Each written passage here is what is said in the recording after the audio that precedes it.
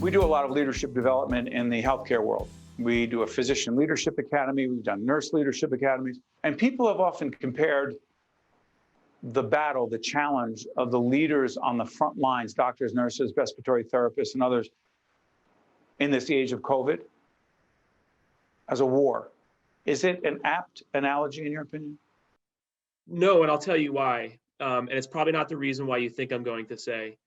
A lot of people remember if you go back to 9/11 and the first responders, doing amazing heroic things on that day. And then you had the analogies and the comparisons to people in war and in combat, doing those things. But I think the one thing that separates, which is different, is when you're in, I deployed to Iraq, I deployed to Afghanistan. Not every single day is a firefight, right? Like you could be deployed for a year. In some cases, you don't experience a lot of firefights.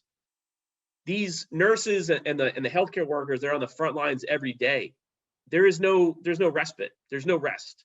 It is day after day. And, when you see the fluctuations in COVID and now the rise in our hospitalizations, it never gets any easier for those people. And yet when I talk to corporate groups, I say, isn't this amazing? Did you guys hear the story yesterday of that entire hospital nursing wing just quit because they were fed up with it? No, you don't hear any of those stories. You don't hear people walking out, people quitting, people, So to me, in some ways, it's even more heroic, those folks that are on the front line, literally on the front line, every day. One of the chapters in Lessons in Leadership is you can't lead others until you learn to lead yourself. I argue lead yourself to do the right thing and conduct yourself in a way that doesn't put other people at risk. Am I making too much of that, Dr. Price? No, it's funny, Steve, because one of the first things we do in the Institute is on the first day, I ask the students to define leadership.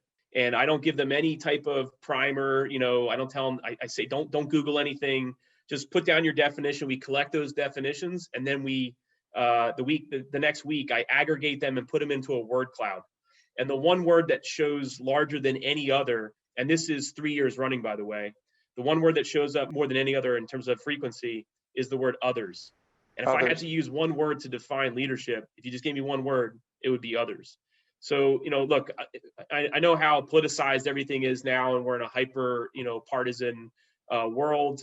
But no matter what you think of the virus or the shutdowns, the measures to contain it, if you start with others, right? And I think once you kind of strip all that stuff away and you go to others, I think people can make the right decisions. This edition of Lessons in Leadership with me, Steve Adubato, and my colleague Mary Gamba is brought to you by Valley Bank, the Buccino Leadership Institute at Seton Hall University, New Jersey Sharing Network, Prager Metis, the International Union of Operating Engineers, Local 825, and Seton Hall University, showing the world what great minds can do since 1856. This is Mary Gamba. If you want more leadership tips and tools, log on to stand-deliver.com. That's stand-deliver.com. Promotional support for this edition of Lessons in Leadership with me, Steve Adubato, and my colleague, Mary Gamba, has been provided by NJ.com, NJBIA, and New Jersey Business Magazine, CIANJ, and Commerce Magazine.